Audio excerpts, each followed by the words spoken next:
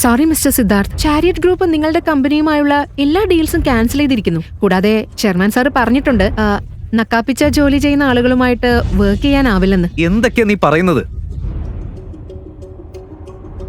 ഇന്ന് chariot group എല്ലാ കോൺട്രാക്ട്സും cancel ചെയ്താൽ അവർ ഒറ്റ രാത്രിക്കുള്ളിൽ റോഡിലാകും.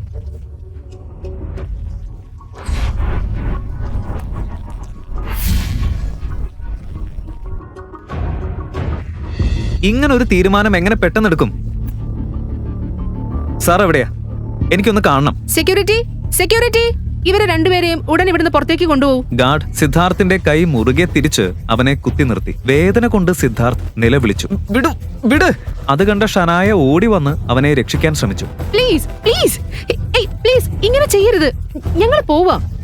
ഷനായയുടെ കണ്ണീരോടെ നിറഞ്ഞ മുഖം കണ്ട ഗാർഡ് ഉടൻ സിദ്ധാർത്ഥിന്റെ കൈവിട്ടു. അതേസമയം സിദ്ധാർത്ഥിന് രഘുവീർ പണ്ഡിറ്റിന്റെ കോൾ വന്നു. സിദ്ധാർത്ഥ്, നിനക്ക് ബുദ്ധിയില്ലേ? നീ എന്തിനാ ചാരിയറ്റ് ഗ്രൂപ്പിലേക്ക് പോയത്? അവരെല്ലാ ഡീൽസും ക്യാൻസൽ ചെയ്തു. നീ അവിടെ വെഡ്ഡിംഗ് കാർഡ് കൊടുക്കാനാണോ പോയത്, അല്ലെങ്കിൽ പ്രശ്നം ഉണ്ടാക്കാനോ? ഡാഡ്, ഞാനൊന്നും ചെയ്തില്ല.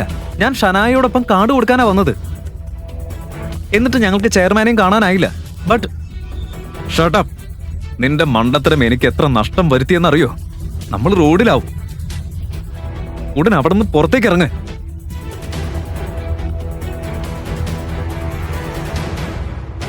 കമോൺ സർ, പുറത്തേക്ക് വരൂ. കാറിലിരുന്ന ഉടൻ ഗൗതവുമായി ഉണ്ടായ തർക്കം സിദ്ധാർത്ഥിന്റെ മനസ്സിൽ വീണ്ടും മുഴങ്ങാൻ തുടങ്ങി.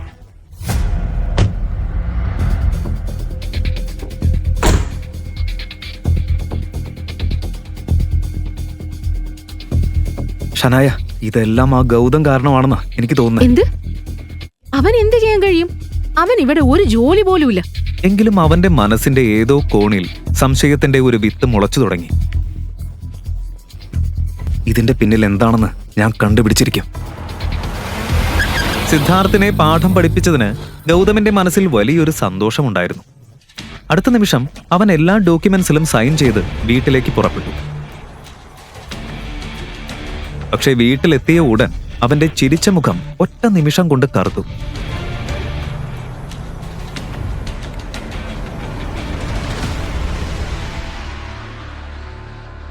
അവനയുടെ മുത്തശ്ശിയായ ഗായത്രി ദേവി സോഫയിൽ ഇരിക്കുകയായിരുന്നു. അവരുടെ ഉയർത്തിപ്പിടിച്ച മൂക്ക് നോക്കിയാൽ തന്നെ അവനയുടെ ചെറിയ വീട്ടിലേക്ക് വരാൻ അവർക്കിഷ്ടമില്ല എന്ന് മനസ്സിലാകുമായിരുന്നു. അനിൽ അഗർവാൾ മാൻഷൻ വിട്ടതു മുതൽ ഗായത്രി ദേവി ഒരിക്കലും ഈ വീട്ടിൽ കാൽ വെച്ചിട്ടില്ല. ഇന്ന് പെട്ടെന്ന് അവർ സോഫയിൽ ഇരിക്കുന്നത് കണ്ടപ്പോൾ ഗൗതമന്റെ മനസ്സ് ചോദ്യങ്ങളാൽ നിറഞ്ഞു. അടുത്ത നിമിഷം അവൻ മുന്നോട്ട് വന്ന് ഗായത്രി ദേവിയുടെ കാലിൽ തൊടാൻ ശ്രമിച്ചു. ഗൗതമനെ കണ്ട ഉടൻ ഗായത്രി ദേവി മുഖം തിരിച്ചു. കാരണം അവർക്ക് ഗൗതമനെ ഒട്ടും ഇഷ്ടമല്ലായിരുന്നു. ഹാളിൽ ഒരു അസ്വസ്ഥമായ നിശബ്ദത നിറഞ്ഞു.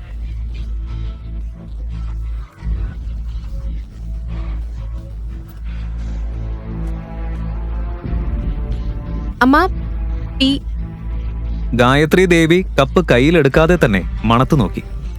ഈ ചായയിൽ എന്തിനാ ഇത്രയും വെള്ളം ചേർത്ത് നശിപ്പിച്ചത്? പാൽക്കട്ടയൊക്കെ നീക്കിയിട്ടുണ്ടാക്കിയതാണോ? ചായയുടെ കടുപ്പം കുറയുന്നു, പക്ഷേ നീ തടിച്ചു വരുന്നുണ്ടല്ലോ. ഇത് ഡസ്റ്റ്ബിനിലേക്ക് എറിഞ്ഞോളൂ. ഗീത ഗൗതമനെ പരിഹസിക്കാൻ ഒരവസരവും പാഴാക്കാത്തതുപോലെ ആയിരുന്നു ഗായത്രി ദേവിക്ക്. ഗീതയെ അപമാനിക്കാൻ അവർ ഒരവസരവും പാഴാക്കില്ല. കേൾക്കൂ എല്ലാവരും, ഞാൻ വന്നത് ഷനായുടെ വെഡ്ഡിംഗ് കാർഡ് തരാനാണ്. സത്യത്തിൽ നിങ്ങൾ കല്യാണത്തിന് വരണമെന്ന് എനിക്ക് യാതൊരു നിർബന്ധവുമില്ല. പക്ഷേ ഫംഗ്ഷന് വരുന്നവർ സീനുണ്ടാക്കും. നിങ്ങൾ സമൂഹത്തിൽ നമ്മുടെ പേര് വലിയ രീതിയിൽ പ്രസിദ്ധമാക്കിയിട്ടുണ്ടല്ലോ. ഇത് പറഞ്ഞ് ഗായത്രി ദേവി അവനെയും ഗൗതമനെയും നോക്കി. അവളുടെ കണ്ണുകൾ കോപം കൊണ്ട് നിറഞ്ഞിരുന്നു. വെഡിങ്ങിന് വരണം, പക്ഷെ കയ്യിലൊന്നുമില്ലാതെ വരരുത്. ഒരു വിലയേറിയ ഗിഫ്റ്റ് കൊണ്ടുവരണം. അനിലിന്റെ സഹോദരൻ സൗരഭ് ഷനായക്ക് 35 ലക്ഷം രൂപ വിലയുള്ള കാറാണ് ഗിഫ്റ്റ് ചെയ്യുന്നത്.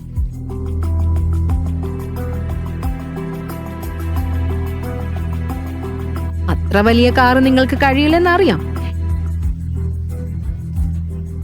എങ്കിലും 5 ലക്ഷം രൂപ വിലയുള്ള ഒരു നെക്ലേസ് എങ്കിലും കൊണ്ടുവരണം. ഇത് കേട്ട് അവനി ഞെട്ടി. കാരണം വീട്ടിലെ മുഴുവൻ സേവിങ്സും അവൾ ഗൗതമിന്റെ ഫ്രണ്ടിന് കൊടുത്തിരുന്നു. ഇല്ല മുത്തശ്ശി, 5 ലക്ഷം രൂപ വളരെ കൂടുതലാ. അത്ര വിലയേറിയ ഗിഫ്റ്റ് കൊണ്ടുവരാൻ ഞങ്ങൾക്ക് കഴിയില്ല. അതെ അമ്മ, നോക്ക്, ഇവിടെ വീട്ടിൽ ഒരു സേവിങ്സും ഇല്ല. ഇങ്ങനെ വില കൂടിയ ഗിഫ്റ്റ് ഞങ്ങൾ എങ്ങനെ കൊണ്ടുവരും?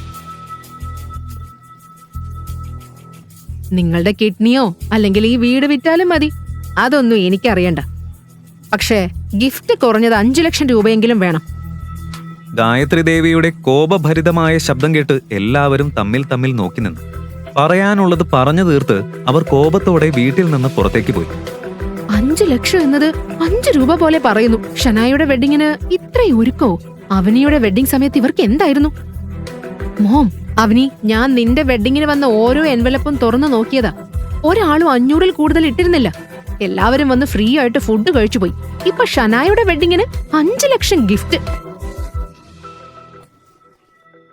35 ലക്ഷം രൂപയുടെ കാർ. എന്തൊക്കെയാ പറയുന്നത്? എന്താ ഈ ഡ്രാമ ദൈവത്തിനറിയാം. അതേ ഗീത, പക്ഷേ അമ്മ പറഞ്ഞ കൊടുക്കേണ്ടി വരും. എന്താ കൊടുക്കേണ്ടത്? നിങ്ങൾക്ക് ബുദ്ധിയുണ്ടോ?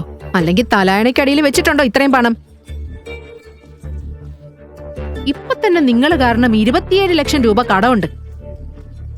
ഇത്രയും വിലയേറിയ ഗിഫ്റ്റ് എവിടെ നിന്ന് കൊടുക്കാനാ? അമ്മ എത്ര ദേഷ്യത്തിലാണെന്ന് കണ്ടില്ലേ? ഒരു കാര്യം ചെയ്യാം, ഈ വീട് പണയം വെക്കാം. അയ്യോ, അത് വെച്ച് നെക്ലസും വാങ്ങാം. ബാക്കി പണം ഗൗതമിന്റെ ഫ്രണ്ടിനും കൊടുക്കാം. എന്താ നിങ്ങൾ ഇവിടെ ഇരുന്ന് സംസാരിക്കുന്നത്? ഷനായുടെ വെഡിങ്ങിന് എക്സ്പെൻസീവ് ഗിഫ്റ്റ് കൊടുക്കാൻ വീട് പണയം വെക്കാനോ? അതെ, മുത്തശ്ശിയുടെ വ്യാജാഭിമാനത്തിന് വേണ്ടിയാണോ? പിന്നെ നമ്മൾ എവിടെ താമസിക്കും? റോഡിലോ? ഇത് പറഞ്ഞ് ഗീത കോപത്തോടെ അനിലിനെയും ഗൗതമിനെയും നോക്കി. അവനി, എന്റെ കയ്യിൽ കുറച്ച് പണമുണ്ട്. നമുക്ക് ഒരു ചീപ്പ് നെക്ലേസ് വാങ്ങാം. ശരി മോം, മാർക്കറ്റില് ഡെലിക്കേറ്റ് ആൻഡ് ക്ലാസി ഡിസൈൻസ് ഉണ്ടാകും. I know. ഗൗതം, കാറെടുക്ക്, പോവാം. കുറച്ചു നേരം കൊണ്ട് എല്ലാവരും ജോധ്പൂരിന്റെ ഓൾഡ് മാർക്കറ്റിലേക്ക് പുറപ്പെട്ടു. ഗൗതം കാർ ഒരു വലിയ ജ്വല്ലറി ഷോപ്പിന്റെ മുന്നിൽ നിർത്തി. ജോധ്പൂരിലെ വളരെ പ്രശസ്തമായ ജ്വല്ലറി ഷോപ്പായിരുന്നു അത്. അവനി തന്റെ ബഡ്ജറ്റ് ഓർത്തു. അതായത് വളരെ കുറഞ്ഞ തുക. എങ്കിലും കുറച്ച് ആലോചിച്ച ശേഷം എല്ലാവരും അകത്ത് കയറി.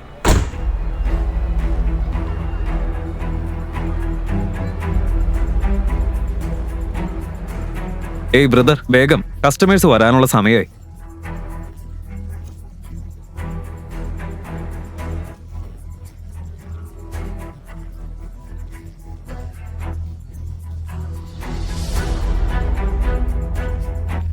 അവരകത്ത് കയറുമ്പോൾ ഒരു കൂറ്റൻ ആൾ ചിരിച്ചുകൊണ്ട് സ്വീകരിച്ചു. Good morning, good morning. വരൂ വരൂ, എന്താ വേണ്ടത്?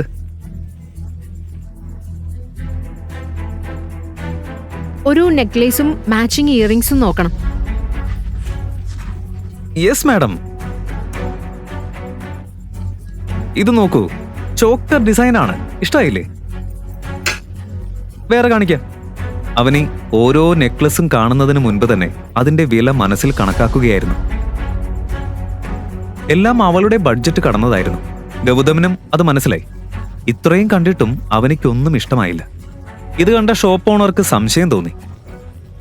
ഗൗതമും അവനെയും തമ്മിൽ കണ്ണുകൊണ്ട് സംസാരിക്കുന്നതും കണ്ടപ്പോൾ ഇവർ ഫ്രോഡാണോ എന്ന സംശയം അവനുണ്ടായി. ഉടൻ പുറത്തു നിന്നിരുന്ന ഗാർഡ്സിന് സിഗ്നൽ നൽകി.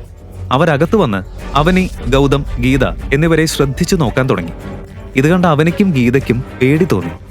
അവർക്ക് ഷനായയുടെ കല്യാണത്തിന് വിലപിടിപ്പുള്ള ഗിഫ്റ്റ് നൽകാനാകുമോ? അത് വാങ്ങാൻ ഗൗതം അവരെ സഹായിക്കുമോ? അവന്റെ സത്യം അവർ തിരിച്ചറിയുമോ? ഈ കഥയുടെ ബാക്കി അറിയാൻ കേൾക്കൂ royal Waris, only on pocket FM. Download pocket FM app, link in description.